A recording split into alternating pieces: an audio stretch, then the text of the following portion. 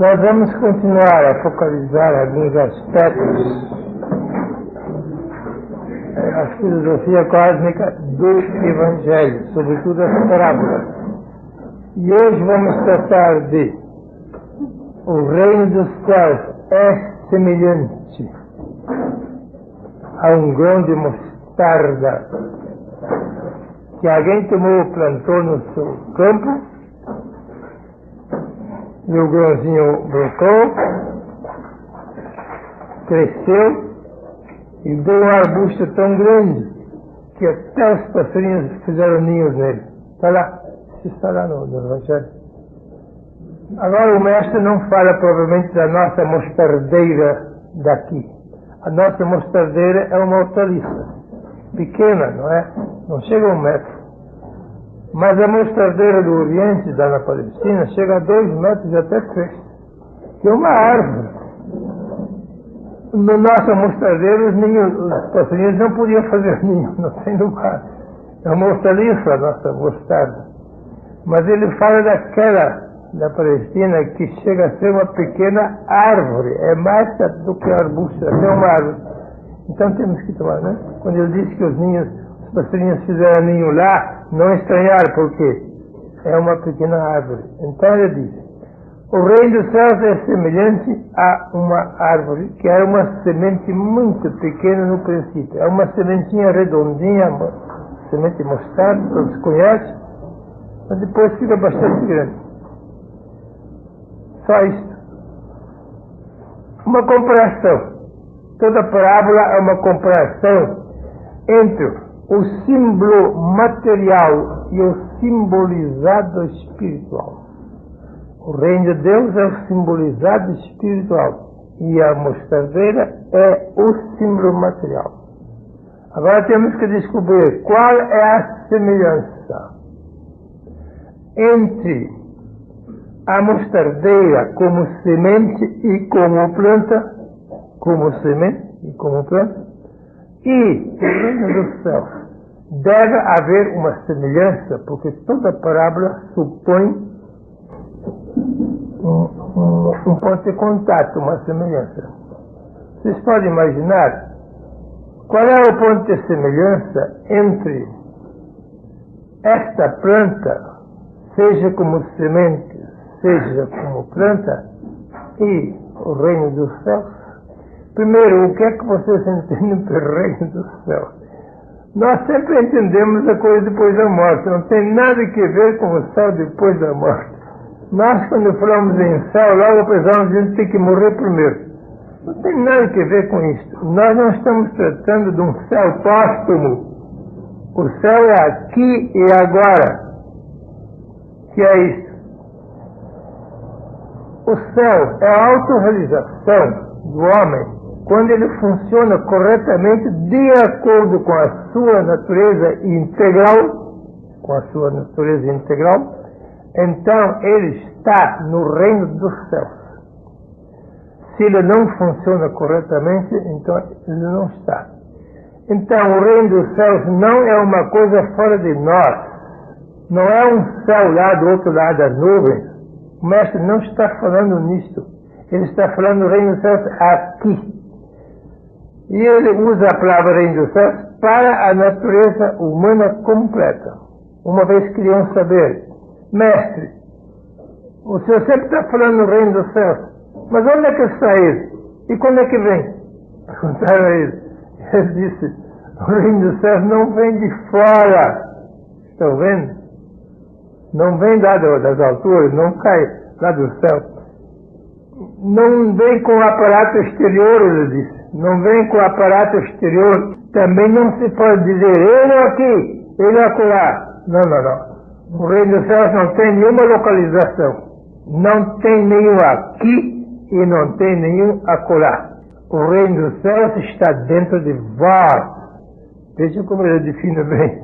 O reino dos céus está dentro de vós. É bom saber isto.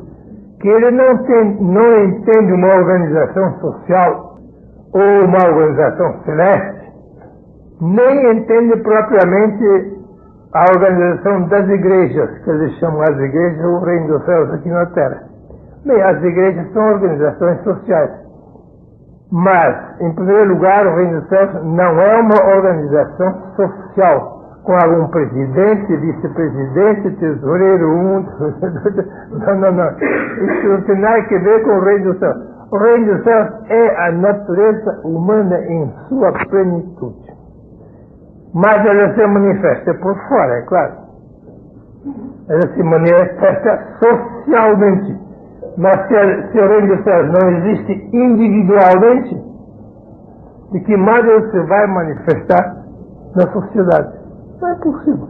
Logo, o fundamento é que o Reino dos Céus, dentro de cada um de nós, a nossa natureza humana, devidamente realizada, tem que manifestar-se fora de nós na sociedade. Então está tudo certo. Agora vamos ver em que consiste propriamente a nossa natureza humana. Podemos reduzi-la a dois traços, um traço vertical e um traço horizontal. Podemos dizer que o traço vertical é o nosso eu. O traço horizontal é o nosso ego. Isto é a totalidade da natureza humana. Propriamente o corpo não faz parte, porque o corpo nós temos de comum com os animais. Não tem nenhuma diferença real entre o nosso corpo e o dos animais superiores. Mas o que temos de específico, que não é dos animais, é a inteligência e a razão. A inteligência é isto, a razão é isto. Nós chamamos a razão o eu e chamamos a inteligência o ego, quase sempre nas nossas filosofias. Em grego se chama isto o logos, isto é o noos, são as duas palavras para razão e inteligência, em grego, logos e noos. Mas as duas coisas fazem parte da nossa natureza. Inteligência e razão constituem a totalidade da nossa natureza tipicamente humana, sem falar do corpo que temos de comum com os animais. Mas o que é tipicamente humana é a inteligência e a razão, que nunca vocês devem confundir, como todo mundo faz. Confundindo inteligência com razão, não é a mesma coisa. A inteligência é um atributo inferior e a razão é um atributo muito superior à inteligência. Os homens mais avançados chegaram até a razão. Os homens comuns não saem da inteligência, na horizontalidade da inteligência. Teilhard de Chardin chama isto noosfera, isto, inteligência, esfera, a esfera da inteligência, e chama isto a logosfera, a esfera do logos, da razão.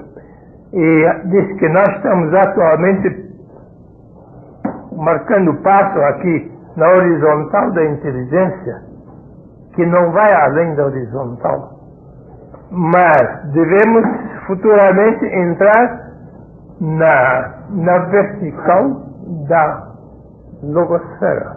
Isto é um novo passo de evolução humana. Então a totalidade disto, em pleno funcionamento, é o Reino dos Céus. Dentro de nós, em sentido individual, e que se pode manifestar fora de nós, em sentido social. E se o Reino dos Céus que está dentro de nós se manifestar na sociedade, então também deve ter duas linhas para reger esta sociedade. Então essa linha vertical está muito claramente expressa no Evangelho. E a linha horizontal está muito claramente expressa no Evangelho, que correspondem aos dois atributos da natureza humana.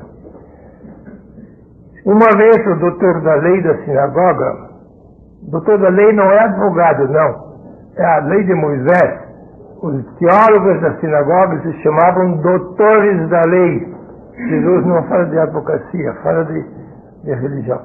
Um doutor da lei, um chefe da sinagoga de Jerusalém, quis saber de Jesus qual era a coisa mais importante na vida humana. É uma pergunta muito séria.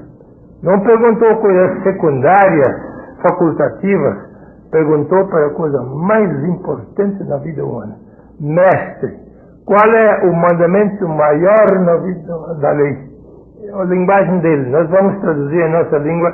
Mestre, qual é a coisa mais importante na vida humana? Isso ele perguntou. E Jesus respondeu clarissimamente: o primeiro e o maior de todos os mandamentos é este. Agora vem a definição disto aqui. Amor. Isso também é amor. Há um cruzamento de dois amores aqui. Um amor vertical e um amor horizontal. O amor vertical, ele define assim: amarás o Senhor, teu Deus. Note bem, o Senhor do Universo é teu Deus. Logo, ele fala do Deus imanente em nós.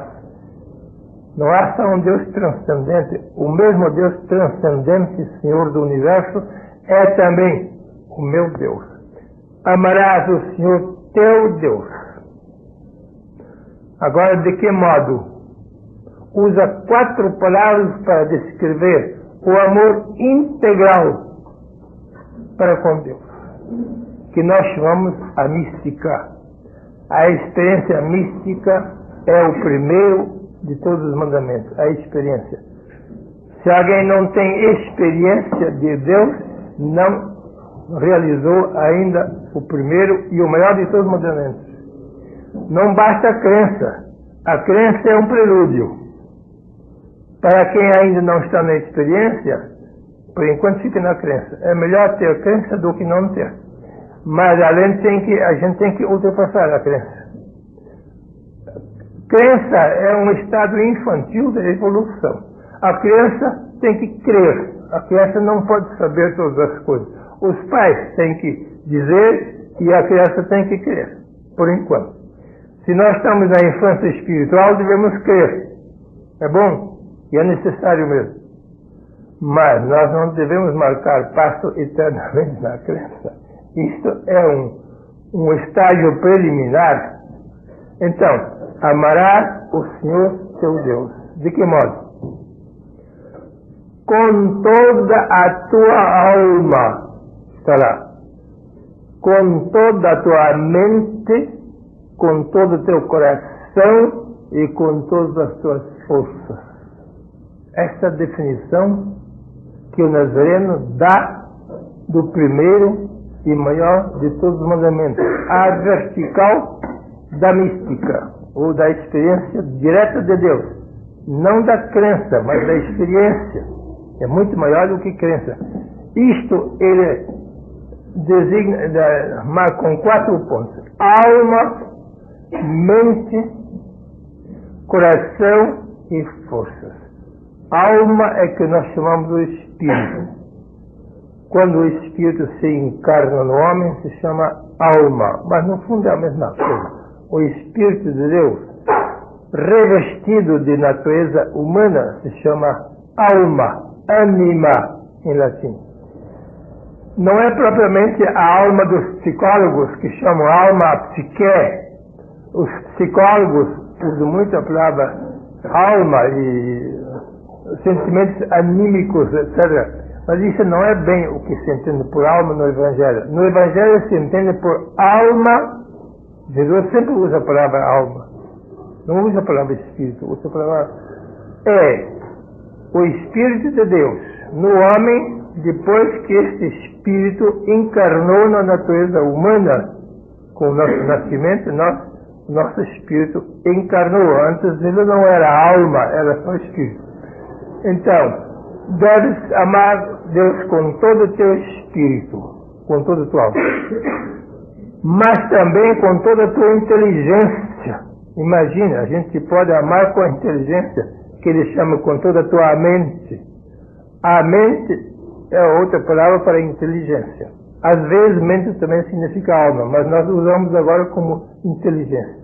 Amarás o Senhor teu Deus com toda a tua alma, com toda a tua mente, com todo o teu coração.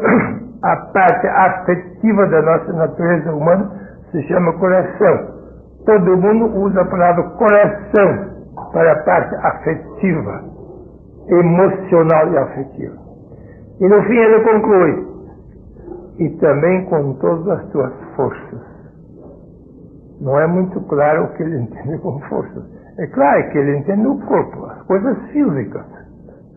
Ele vai do espiritual ao mental, ao emocional e ao físico. Os 4 pontos cardeais da natureza humana.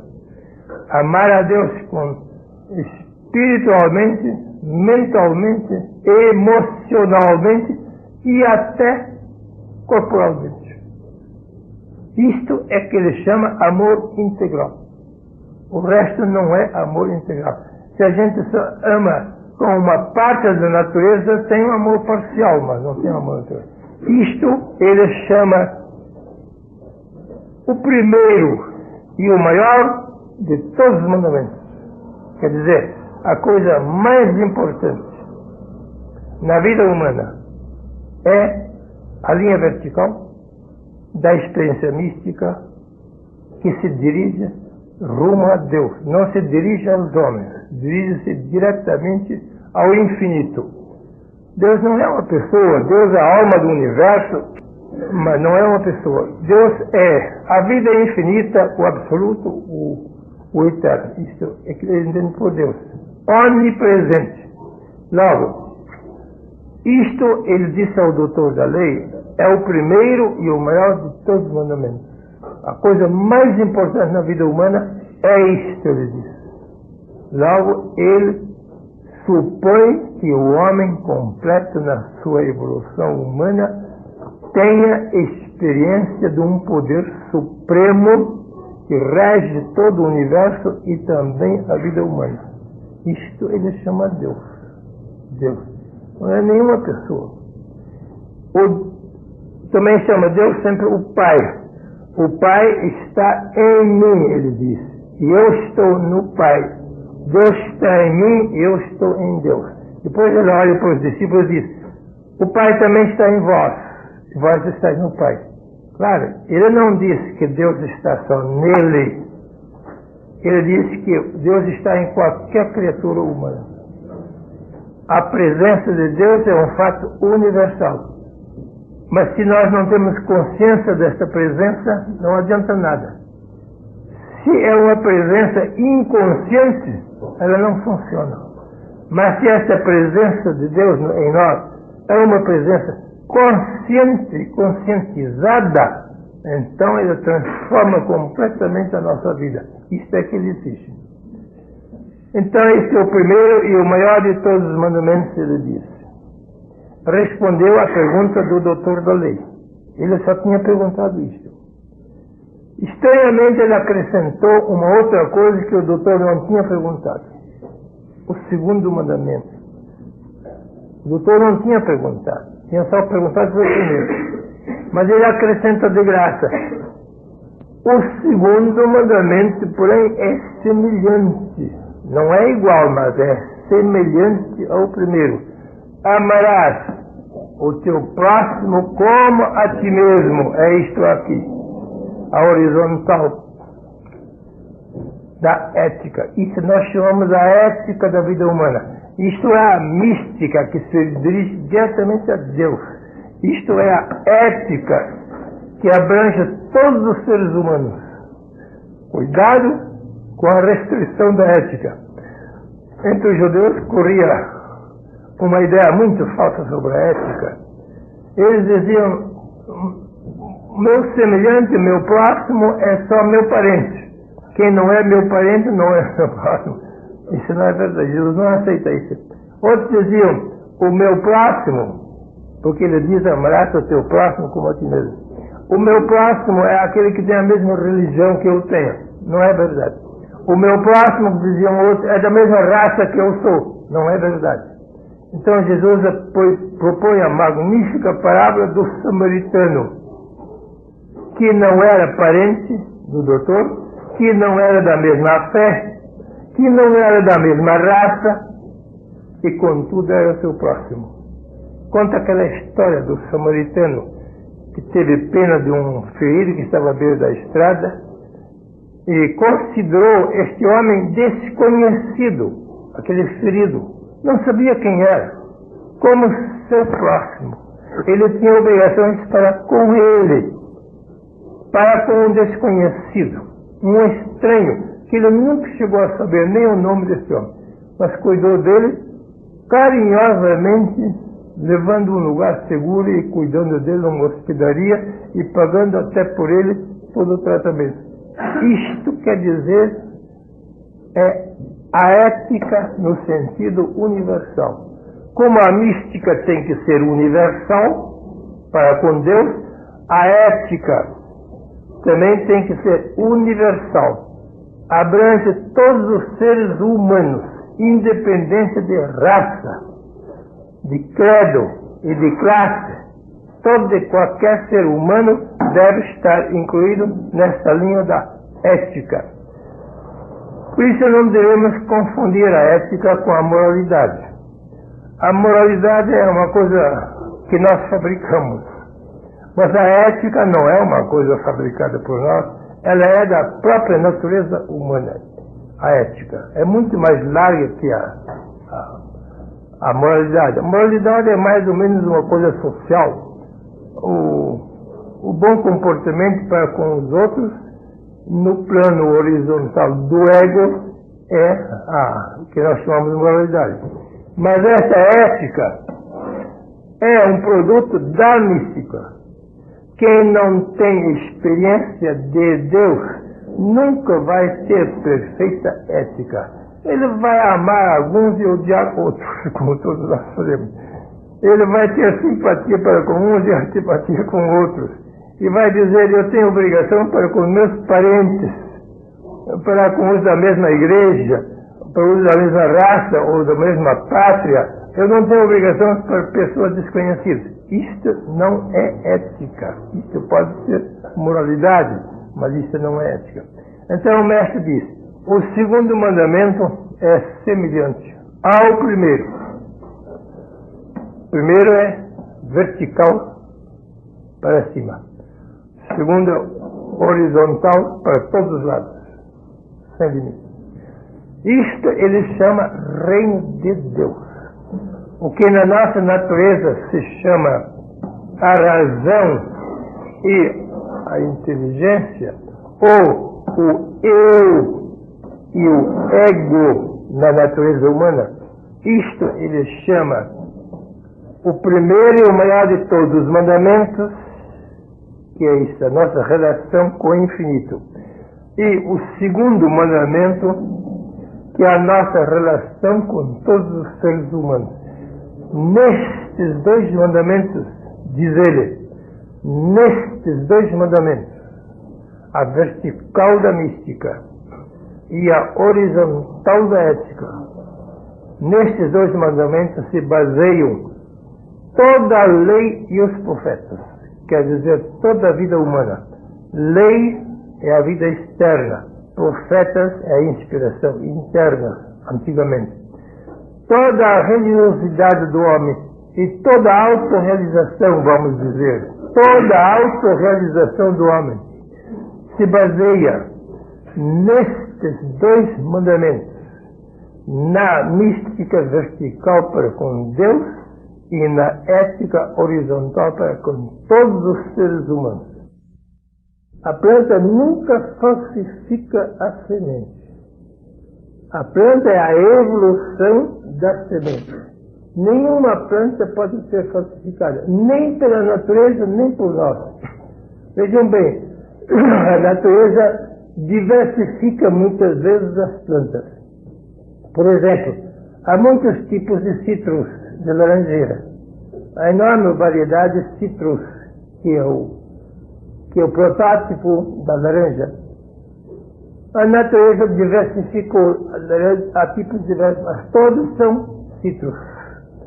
Nós também fazemos o mesmo. O homem conseguiu hibridizar as plantas. Ele pega uma laranjeira, poliniza e depois enxerta o produto de hibridação e depois daí sai uma outra laranjeira um pouco diferente. Às vezes laranja doce, porque as laranjeiras naturais não têm laranja doce. A laranja natural tem laranja muito azeda. Nós conseguimos diversificar por hibridação o tipo primitivo das plantas. Nós fazemos isso em toda a linha. De um pêssego se pode fazer outro tipo de pêssego. Mas de uma laranjeira não se pode fazer um pêssego. Quer dizer, nós não podemos falsificar nenhuma planta. Não é possível. Podem tentar como quiserem. Se vocês enxertam um galho de pessegueiro numa laranjeira, vai morrer, mas não vai produzir nem pêssego nem laranja. Mas se vocês enxertam uma qualidade de pêssego em outra qualidade de pêssego ou de ameixa, a ameixa também é pêssego, vai pegar. Se vocês enxertam uma espécie de laranjeira em outra, vai dar fruto. Quer dizer, fidelidade. A planta não aceita a falsificação do seu tipo. Nem a natureza faz, nem o homem pode fazer. Absoluta fidelidade. Isto é o ponto principal da comparação. Fidelidade entre a semente e a planta. Entre a planta potencial, que é a semente, e a semente atualizada, que é a planta. Né? Então, ele diz, assim como em toda a natureza, a perfeita fidelidade entre a semente de uma planta e sua evolução em forma de semente, assim deve ser no reino de Deus. Quer dizer, ele propõe a natureza da planta como um modelo de fidelidade a si mesmo. Fidelidade a si mesmo. Ela cresce, ela se torna grande, mas ela nunca se falsifica. A planta não se falsifica e nós não somos capazes de a falsificar. Ela mantém uma fidelidade indestrutível e infalsificável. Ela se quantifica, mas não se desqualifica, vamos dizer. Vamos dizer, a planta, a quantidade, e a semente, a qualidade. A quantidade é sempre fiel à sua qualidade. Ela não permite adulteração da qualidade. A quantidade tem que corresponder exatamente à qualidade. Isso é que ele diz.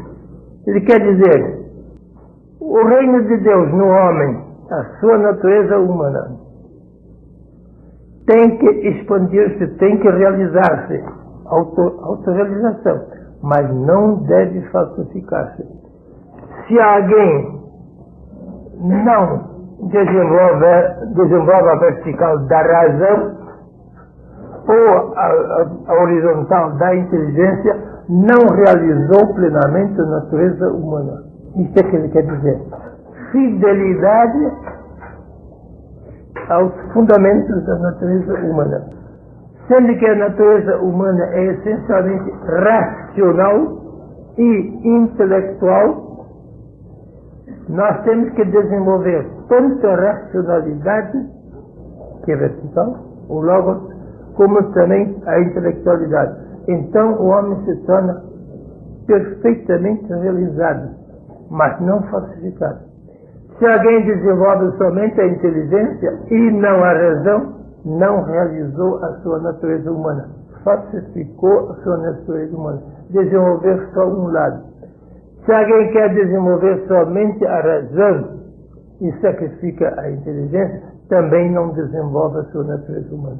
Quer dizer, a evolução tem que ser o resultado integral de tudo que está latente, dormente e latente na potencialidade da natureza humana. E o mesmo também no sentido social. Se, no sentido social, o evangelho dele, a mensagem dele tem que desenvolver-se em toda a humanidade, não pode sacrificar nem a mística, nem a ética. Se alguém quer realizar só a mística, não realizou o reino de Deus. Se alguém quer realizar somente a ética, não realizou o reino de Deus. Ele tem que realizar a totalidade das suas potencialidades, das suas faculdades. Isso é que está na história da semente. Se isso aconteceu ou não aconteceu na humanidade, não vamos perguntar, porque é uma pergunta perigosa. Não aconteceu, é claro. Onde há o livre-arbítrio, como em nós, tudo se pode falsificar. A natureza não pode falsificar, porque ele não tem livre-arbítrio. O homem pode falsificar o reino de Deus, tanto dentro de si mesmo, como também na sociedade. E isso, infelizmente, está acontecendo há muitos séculos. O que nós chamamos cristianismo hoje em dia, por exemplo, tem muito pouca semelhança com a mensagem do Cristo no primeiro século. Muito pouco. O cristianismo realmente perfeito devia ser isto e isto. Devia ser mística e ética em toda parte. Mas onde é que se encontra isso? Existem muitas espécies de cristianismo aqui no Brasil, 3 grandes grupos de cristianismo que se desenvolveram no Brasil. 3. E cada um pertence a um desses grupos de cristianismo. Será que nós podemos dizer, sem mentir, que qualquer grupo de cristianismo que nós temos aqui no Brasil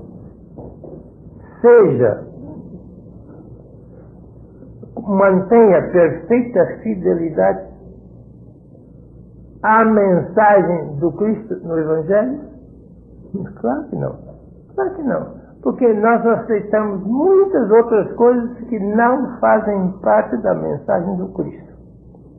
Nós aceitamos muitas coisas como o cristianismo que nada tem que ver com a mensagem do Cristo do primeiro século. O que tem que ver com a mensagem do Cristo são só essas 2 coisas. O resto não faz parte da semente. A semente é o Evangelho. A planta é o cristianismo mundial.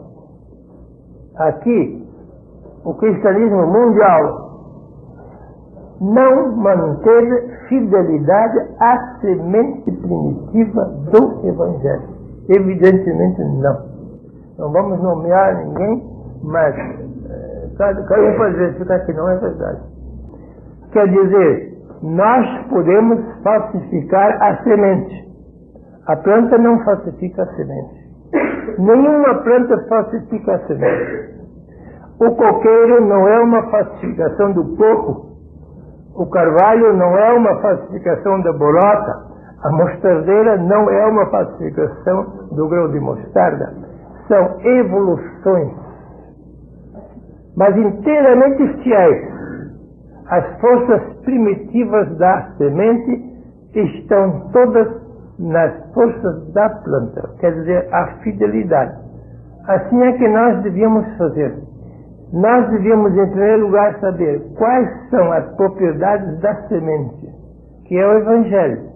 A mensagem do Cristo se chama Evangelho. E depois dizer de que modo nós estamos conservando as propriedades primitivas e essenciais da mensagem do Cristo. Então nós seríamos perfeitos no nosso chamado cristianismo. Isto não seria cristianismo, isso seria uma cristicidade. Eu tive que inventar essa palavra cristicidade para dizer uma religião completamente fiel ao Cristo. Isto eu chamo cristicidade, porque os nossos cristianismos não são fiéis. Tem muitas invenções humanas que nada tem que ver com o Evangelho. Quer dizer, essa parábola do grão de mostarda é um apelo.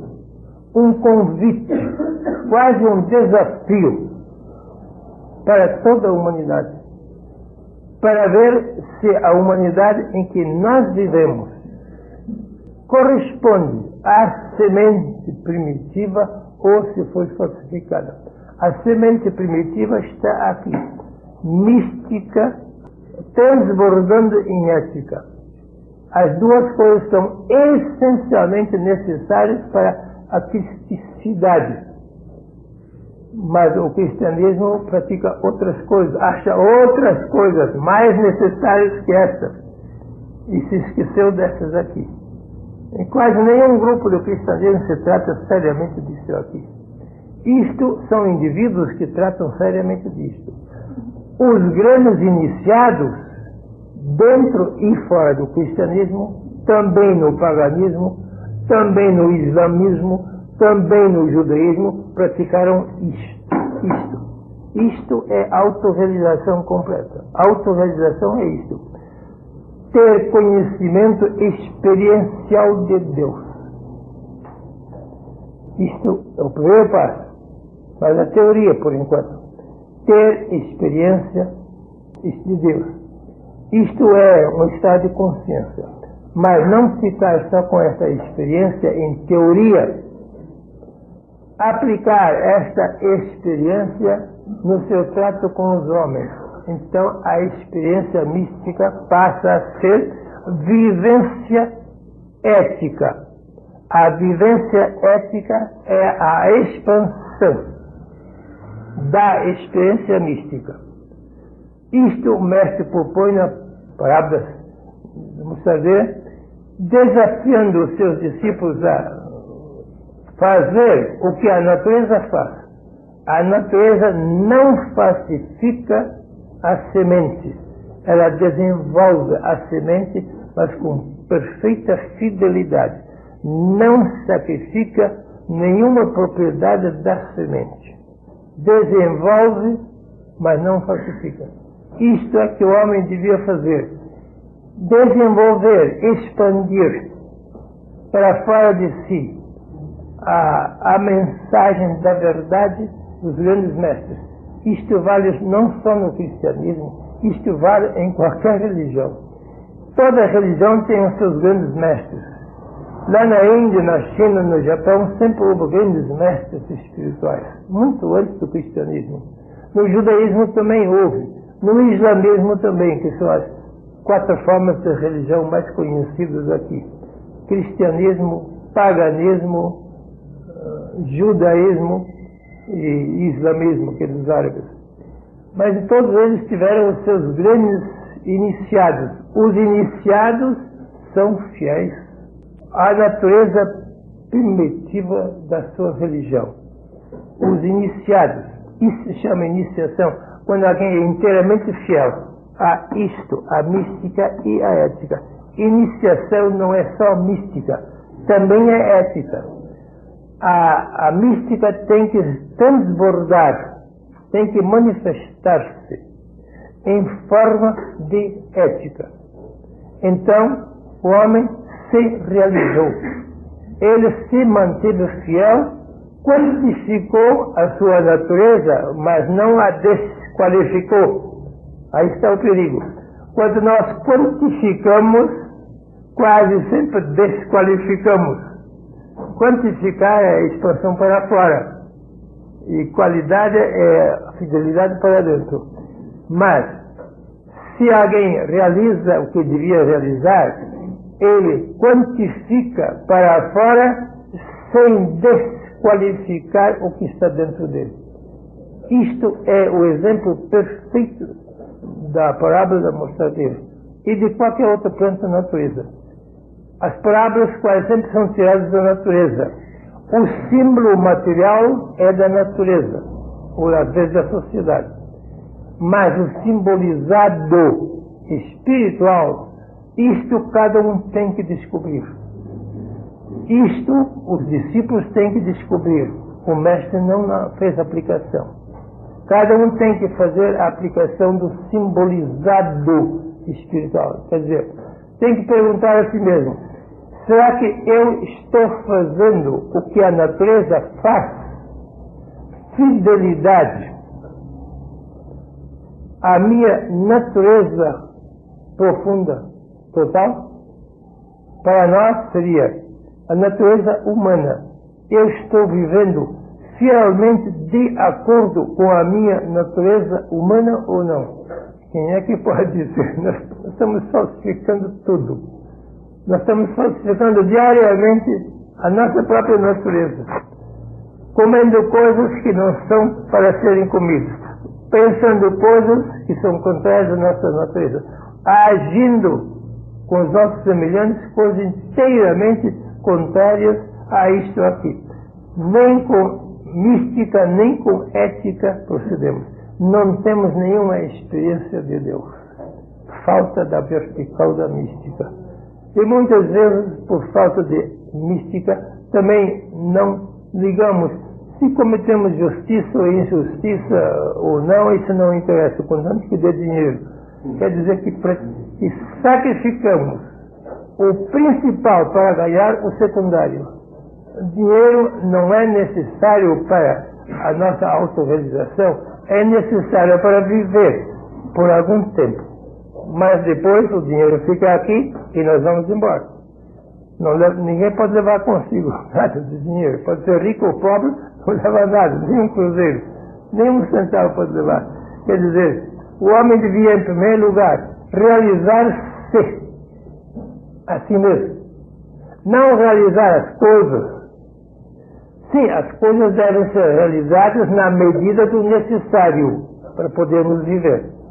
Mas não fazer da realização das coisas o fim principal da vida humana, como muitos fazem. Muitos só tratam de realizar coisas, sobretudo realizar dinheiro. São coisas.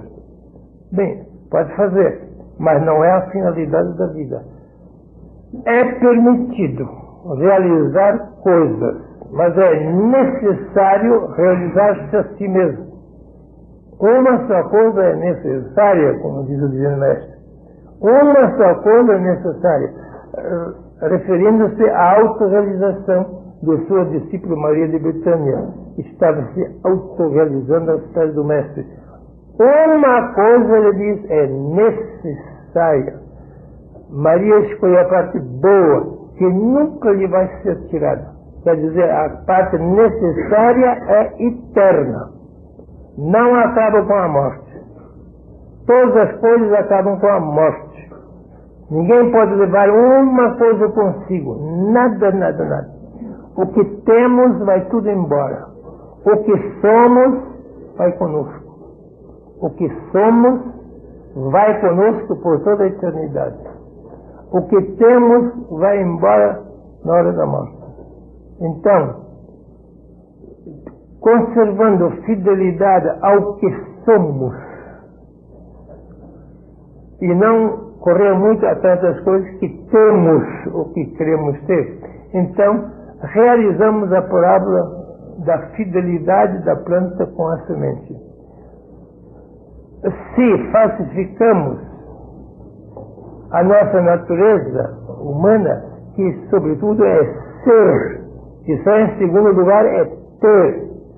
O ter é um objetivo da vida, mas o ser é a razão de ser da nossa existência humana. Isto é ser.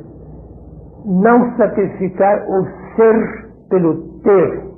Podemos fazer uma harmonia entre o ser e o ter, mas não devemos substituir o ser pelo ter, que isto é falsificar. Ou por ter em primeiro lugar e em segundo lugar o ser. Tudo isso é falsificação do reino de Deus em nós. Está vendo? É uma filosofia completa. Estas poucas palavras da história da mostradeira, uma filosofia completa, tanto individual como também social e até religiosa. Isto é que está aí. Por isso é que estamos tratando dessas coisas, porque o Evangelho não é teologia, como muitos pensam. O Evangelho é filosofia cósmica, filosofia profunda, filosofia da vida humana. Mostra como o homem deve realizar a sua própria vida e a sua autorrealização. Isso é que está dado. Bem, eu quero fazer algumas perguntas. Eu ainda tenho alguns minutos para isso. Querem fazer alguma? Diga. O paganismo também teve os iniciados. O seu paganismo teve muitos iniciados. Muitos. O paganismo também tem o sentido que nós conhecemos.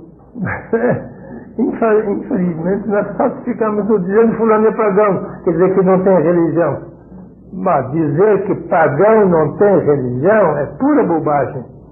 Há muitos pagãos profundamente religiosos. Mahatma Gandhi era pagão. Era pagão, mas não era um homem sem religião. Era um homem autorrealizado. Um inglês há pouco escreveu um livro sobre o Mahatma Gandhi, dizendo: é vergonhoso para nós cristãos dizer que o maior cristão do século XX foi um pagão. Está lá no livro dele. O maior cristão do século XX foi um pagão, que nem foi cristão. Ele era crístico, mas não era cristão. Ele sempre diz, Mahatma Gandhi, quando queriam converter ao cristianismo, ao nosso cristianismo teológico, eclesiástico, os missionários fizeram todo o possível, bombardearam o povo de Mahatma Gandhi com perguntas marcantes. Queriam que ele aceitasse o nosso cristianismo, que nós professamos aqui no Ocidente europeu e americano. Mahatma Gandhi sempre dizia: eu não posso aceitar o vosso cristianismo. Eu aceito o Cristo e o seu Evangelho. Não aceito o vosso cristianismo. Ele faz nítida distinção entre Cristo e o Evangelho e o nosso cristianismo. Pode ser puxado pelos indivíduos, mas a sociedade não se pode melhorar se os indivíduos não se melhorarem. Claro? Tá bem.